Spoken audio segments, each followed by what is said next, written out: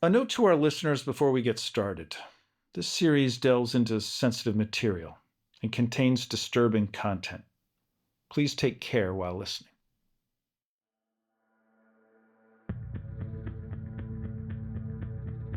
It felt wrong many times. But what do I know? I'm just a little kid. I thought he loved me. Though I know he didn't. I know that now. I didn't know what love was. I'm a child. My brain isn't developed enough to understand such complex things as that. He was a counselor or a therapist at this company that helped troubled youths, and my brother was a troubled youth, and that's what got him his entrance into my home. He was there to help my brother, but saw me and took a liking to me. And then he began to groom my mother and then me. Most children are abused in the home by a family member or someone they know and trust. So the uncles, the step-parents, the grandfathers, but also, the coach, the youth serving organization leader. When a child watches the parent shake someone's hand, pat him on the back, they immediately assume that this is an individual that mom or dad trusts. That person is going to be in a position to begin grooming that child, to begin worming his way, not only into the child's life, but worming his way into the adults. So the motivations of people who are close to the child are either opportunism, because there are offenders we call opportunistic or situational offenders, and that's sort of wrong. He convinced my mother that he was a good person. He was everything that my biological father wasn't. He was educated, he seemed nice, wasn't an alcoholic or a drunk, any of these things. It was already a broken home for him, so it's easy to infiltrate that. Everything, appearing to be everything that what we ran from, he's everything that isn't. And so he's good. The other type is the more predatory individual who is consciously, purposefully aligning himself with a family with the sole goal is to abuse that child down the road. So it's very calculated, it's very 2 steps forward, 1 step back, testing the waters, desensitizing people, being a good guy, being great with children, this sort of person. So that's the more predatory type who begins to date the mother of the child. That's only to gain access to those children. It was easy. He was giving us gifts, Christmas gifts, birthday gifts, giving my mother money when she needed, stuff like this. And he was like, "Oh, I'm going on a trip to an amusement park. Do you want to go?" And specifically me. And I wanted to go. I'm a kid. I'm 8 years old. I'm like, heck yeah, I want to go to a theme park. All kinds of different things. Just you or your brother? Just me. Just you. Yeah. And this starts at age 8. Yeah. And continues for how long? Till I was 14 or 15. So we're talking about dozens of trips? Far more than dozens. But not only that, it got to the point where I was literally staying at his house sometimes for weeks at a time. Yeah. What's your earliest memory of those trips with him? The earliest one was the theme park. That was the first one. That's when it happened. That's when I'm sure that the first time that it happened. Absolutely.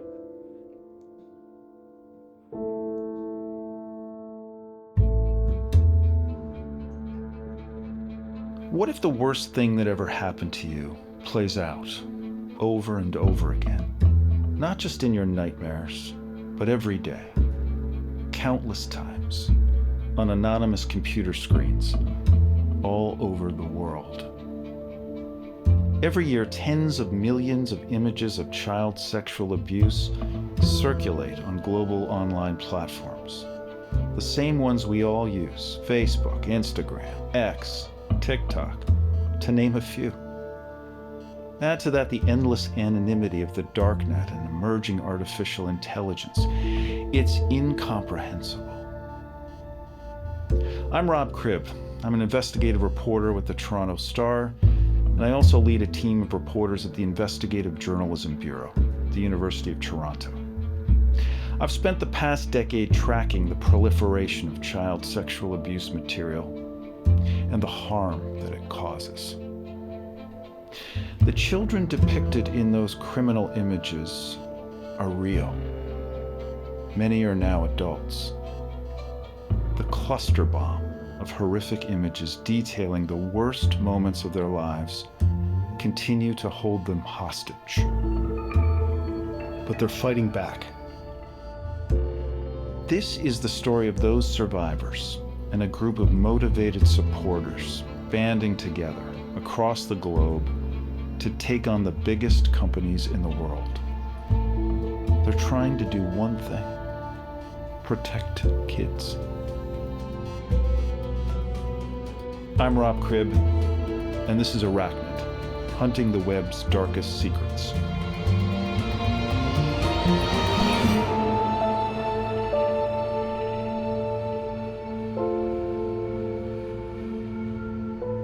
There are some stories that have a scar and a mark that never leave. There are monsters that live among us.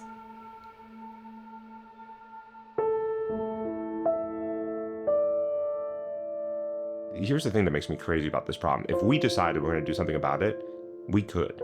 We could pass a law tomorrow that says this is what you have to do or you get shut down. We have done this before. We have been here before and we did it and it actually worked. And it worked for everybody and it worked fairly well.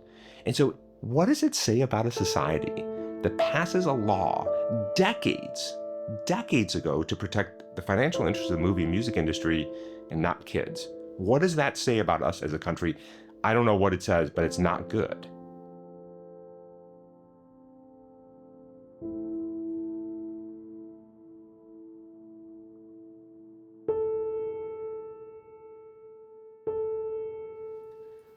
So you've come to sit here with us to talk about this, what I can only imagine is an incredibly difficult thing to talk about. Why are you doing this?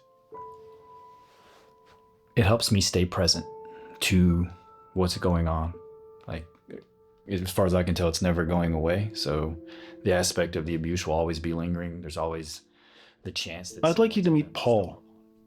That's the name he selected because he identifies with the biblical apostle who spread the teachings of Jesus in a first-century world.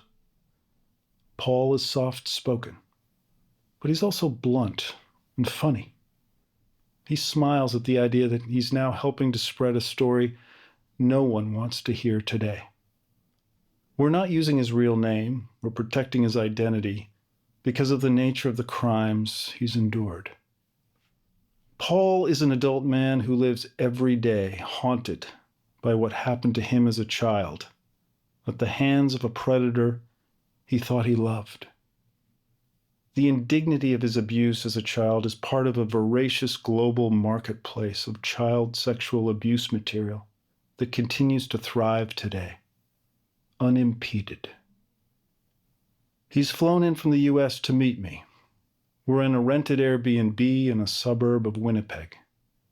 He wants to talk, even if the story takes him back to the worst moments of his childhood. At some point, he introduces me this aspect, oh, well, you can be a model, right? He's like, you're a good-looking kid, blah, blah, blah. He starts explaining, he starts showing me these pictures of like naturals or like examples of kids, not in sexual situations, but in exposed situations, in like modeling pictures and things like this, and how that, you know, it's okay. It's in the world. People do it all the time. And I'm like, oh, okay, you know. He's like, you're going to be famous, you know, we're going to make a bunch of money, all this stuff. I'm like, oh, okay, you know, I'll do that. And so that's how that began. So we started taking pictures and it devolved into much worse things. So still photographs on video? Yeah. Okay. And that begins at 11. So there's about 4 years where there's actual photography. It wasn't heavy until he started trying to contact a specific company. I'm not going to mention the name, but it was an overseas company. There were two specific overseas companies that I remember. One was in Germany and one was in the Netherlands. And they were interested in this. The one in the Netherlands, they weren't interested in like kind of like hardcore stuff, right? But the one in Germany was. And they were offering all this, and they wanted this specific type of a set of images. And so he was like, okay, I'll get these specific type of images for you. And we did. And they were like, oh no, we need it done this way. And they kept kind of dragging along. Oh, we can't pay you. This isn't correct in this way. We want it to look like this. It just kind of to get more and more. And then eventually, when he was kind of like, I'm you're not paying me, I'm done, the kind of thing, they were like, oh, no. You're not done. You don't continue, we're going to turn you in. We're going to turn you into the authorities. And then that's when I started getting exploited, like massively, to where like, to the point to where like he had to try to keep me in his house as much as possible. This had to happen multiple times a day. And that's when it got to its worst.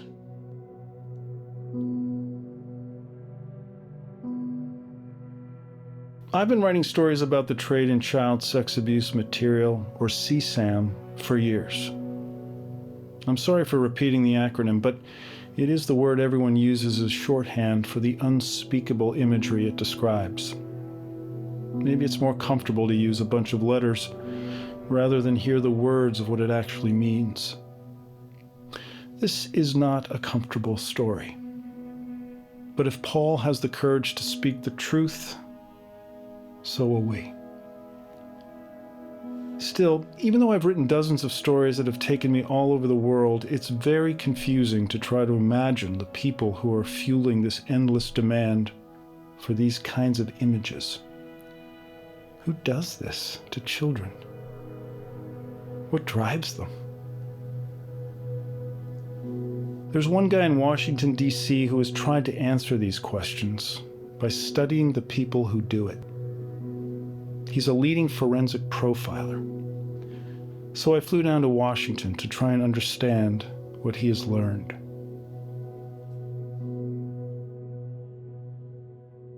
My name is Dr. Michael Burke. I'm a clinical psychologist by training. I work in the forensic arena. The first part of my career was spent in the prison system. I started working in prisons when I was 19. But my postdoctoral career was with the federal prison system, where I evaluated and treated sex offenders in, at that time, the Bureau of Prisons' only sex offender treatment program in North Carolina. And then in 2008, I left to set up the behavioral analysis unit for the United States Marshal Service. So I was the chief psychologist there for about 13 and a half years. What do we know about the connection between viewing images, sharing images, and hands-on abuse? So this is a topic that has, different. Well, I think it used to be more controversial than it is now, thankfully, because there's more research that suggests that the correlation is much higher than we used to believe. So I would say, 15 years ago, there was this notion that there were so-called online offenders or cyber offenders or internet offenders, and then there were hands-on offenders. And those that didn't actually work with offenders, like many academics, they tended to think that this made sense. Theoretically, there's the guy that sits in front of his computer and masturbates to images, and then there's sort of this more predatory type who's out there in his white van, pulling kids off the street. So they began to sort of conceptualize these as two different people. And the courts saw them that way as well. The courts saw the online offenders, the so-called just pictures defendants, as much more benign. They're not out there harming kids. They're looking at pixels of light. They're looking at images they didn't even take. They're not creating victims. They're not harming anybody. That was the notion. It's horribly non-victim centered, by the way, because the victims do not have this perspective at all. They'll say those, when those images are viewed, they do feel raped again and assaulted again. But nevertheless, that was the the current thinking.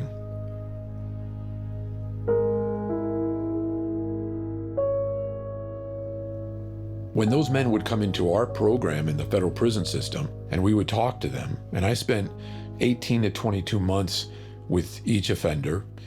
I basically lived with them for 8 hours every single day. My office was right there in the housing unit. I saw them when they woke up.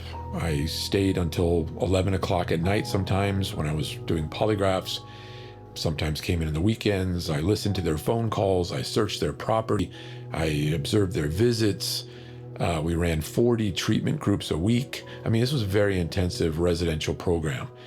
And I treated over 1,000 guys in that 8-year span that I worked there. And so I got to know them very, very well.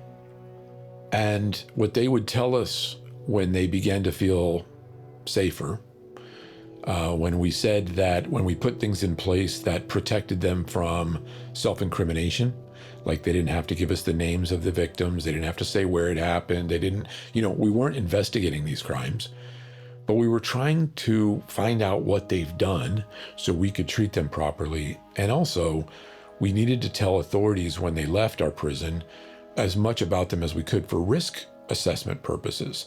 So we needed to get accurate information. Anyway, during the time that they spent with us in treatment, during those 18 months, they would begin to disclose. They say, listen, I've decided the only way I'm really going to not come back to prison is if I am honest about who I am and what I've done so that you guys can help me. Like, I don't want to come back to prison. And some would say, and I don't want to hurt other kids. Some wouldn't say that, right?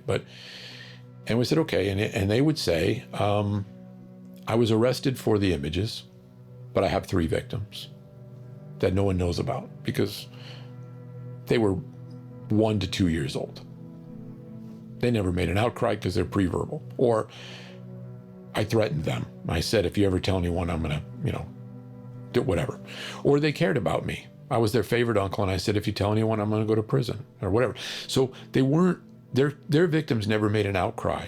Their pedophilic inclinations, their disorder was picked up on by internet crimes against children investigators. Now, other offenders are identified because a victim tells her grandma or her teacher or makes an outcry, and when they search the computer, they find the images. So they're adjunctive behaviors. They go hand in hand, but sometimes we identify it from one side and sometimes the other. So what is that correlation? There were many studies, and you can still find many studies out there that will say it's very low. It's 10%. It's 15%. What we found in our program is it was around 85%. When you look at the studies that have a very low correlation, what you're generally seeing is an academic who has looked at criminal records. So if you ask the academic, how do you know that this quote unquote child pornographer is not also a hands-on offender? They would say, well, I looked at the criminal record and there's no arrest for hands-on offense. Okay, so when someone talks about recidivism in most studies, they're not talking about reoffenses. They're talking about reconvictions. And in order for an offense to become a conviction, there has to be a number of steps, about 10 or 11 steps. So what we think is about less than 1% of offenses actually end up as reconvictions. So now the studies that are done with either polygraph or in a treatment context or by, somehow doing more than just looking at criminal records, what we find is that on the basis of their self-admissions, the number of hands-on offenders who are apprehended online, that correlation is much higher than what we used to believe. I would be comfortable saying it's probably 2/3 of those who had access and opportunity have engaged in some sort of sexual misconduct with a child if they're in possession of CSAM.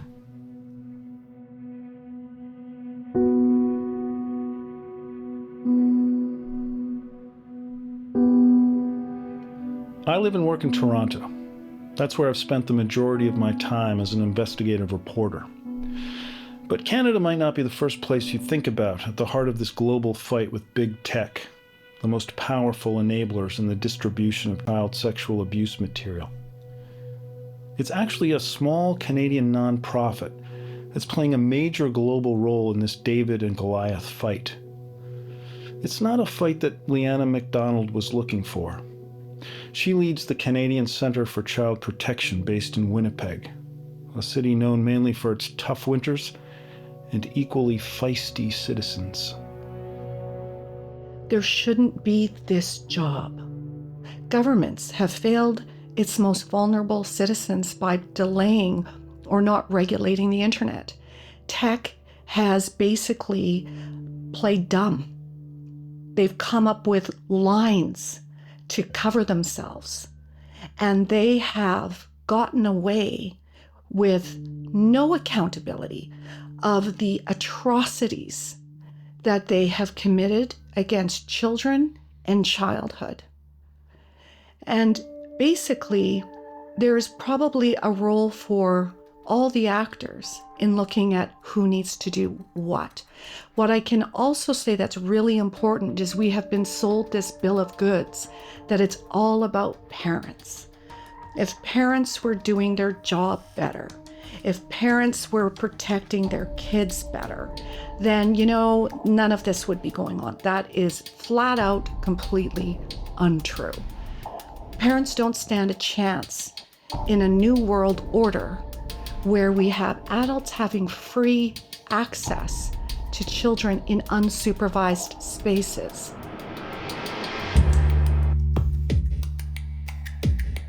The only people who do stand a chance in this fight to eradicate illegal child sex abuse material are the people running the big tech platforms. There have been attempts by police authorities and governments, including those in the US, to make the internet space safer. But holding powerful tech CEOs like Mark Zuckerberg accountable has proven elusive. Mr. Zuckerberg, in June of 2023, the Wall Street Journal reported that Instagram's recommendation systems were actively connecting pedophiles to accounts that were advertising the sale of child sexual abuse material. In many cases, those accounts... During the Senate hearing in January 2024, tech CEOs were grilled for almost 4 hours. Here's Senator Ted Cruz questioning Mark Zuckerberg about Instagram's child safety protocols. Now, I know that Instagram has a team that works to prevent the abuse and exploitation of children online. But what was particularly concerning about the Wall Street Journal expose was the degree to which Instagram's own algorithm was promoting the discoverability of victims for pedophiles seeking child abuse material. In other words, this material wasn't just living on the dark corners of Instagram. Instagram was helping pedophiles find it by promoting graphic hashtags, including hashtag pedwhore and hashtag preteen sex, to potential buyers. Instagram also displayed the following warning screen to individuals who were searching for child abuse material.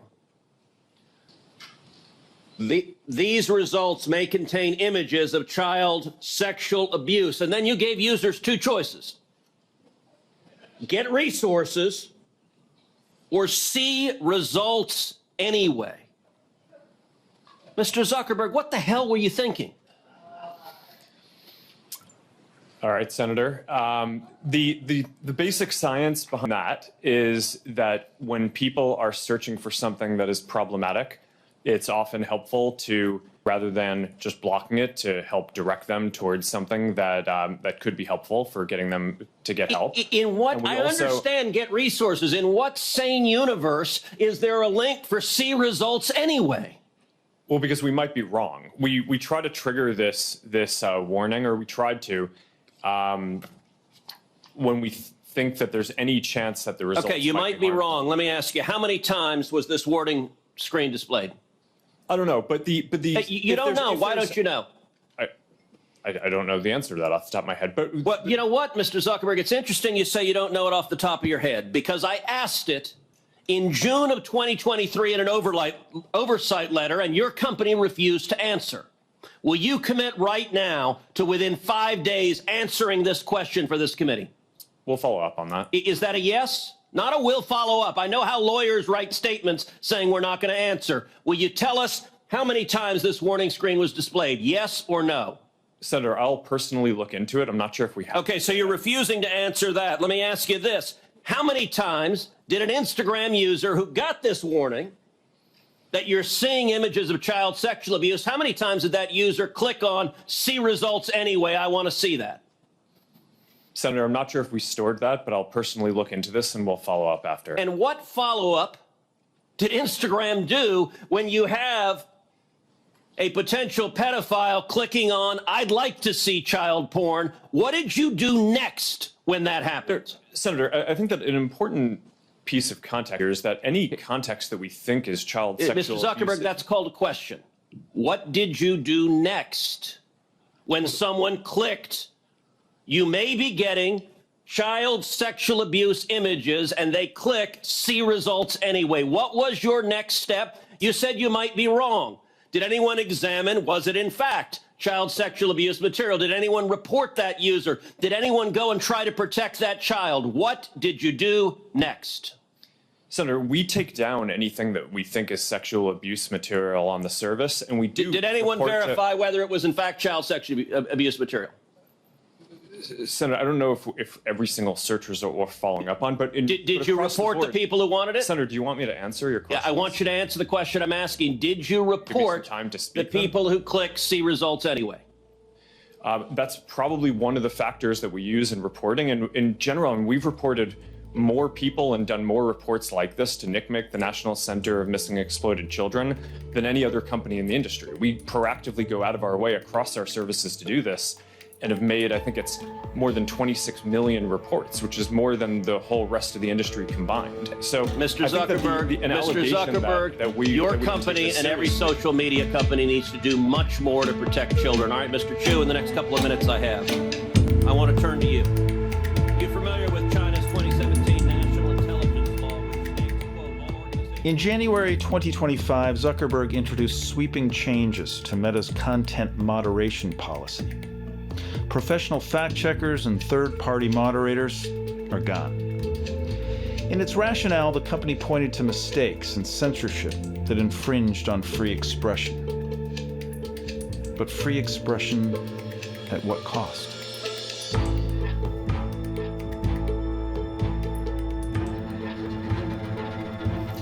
You have a microphone in front of you right now.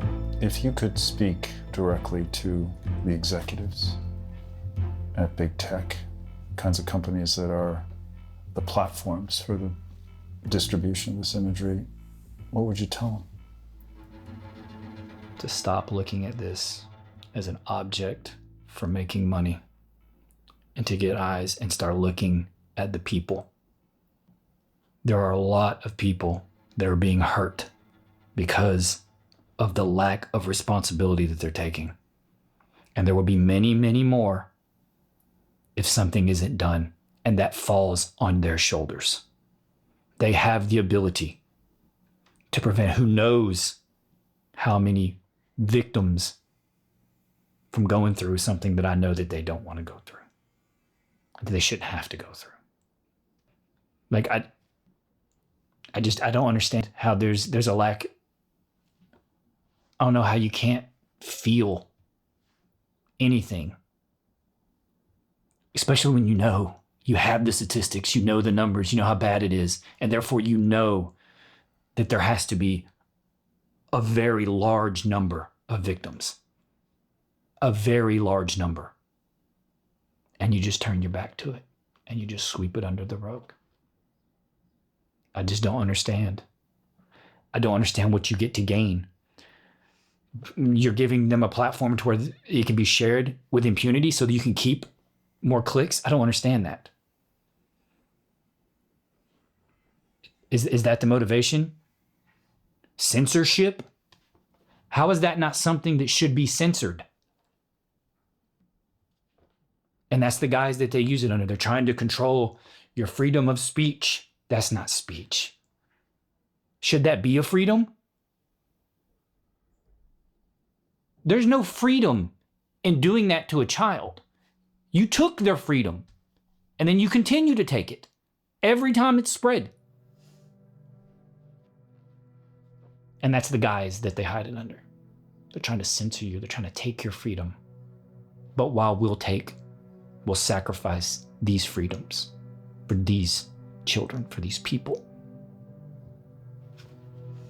And I just don't understand.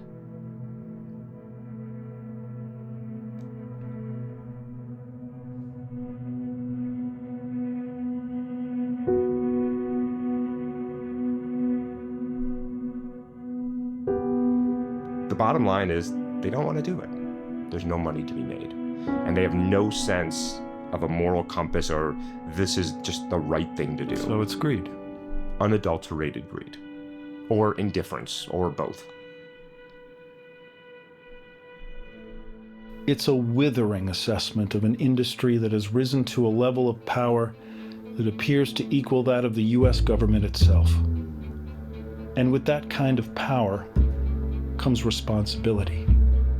They literally could be superheroes, and they chose to be supervillains. And for as long as I will live, I will never understand this. How do you not take that kind of power and wealth and say, not on my watch? I'm going to fix that. One of the biggest things I've had to do is change my name. I have had to move. People were trying to find out where I lived and what I was up to now, where I was going to school, where I was working. So you're being stalked? Yes. By who? By people who have viewed these videos of my sexual abuse as a child and are fans of that. You know, there are people who get really obsessive over these kind of series and to know what that person in the series is up to and where they're at now, almost how a person could get obsessed over like a celebrity or something like that, except it's just so sick that it's over those horrible moments of abuse from my childhood. That's coming up next time on Arachnid.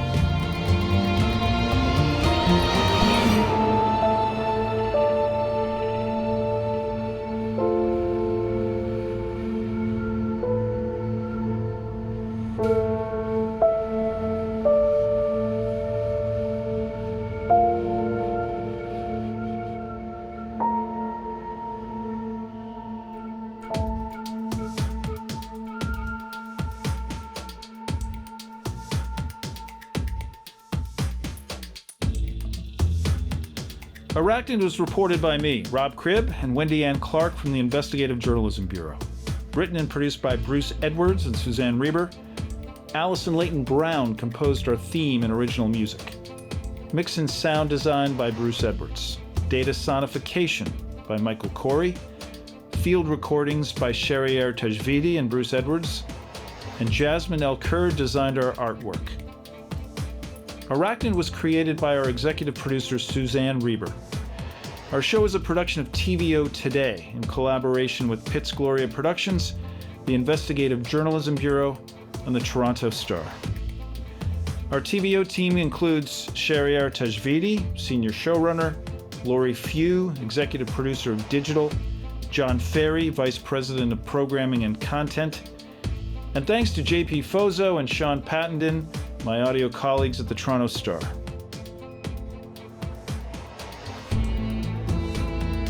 If you appreciate listening to Arachnid and believe in this kind of deeply reported and immersive storytelling, please give us a 5-star review on Apple Podcasts or wherever you find your podcasts.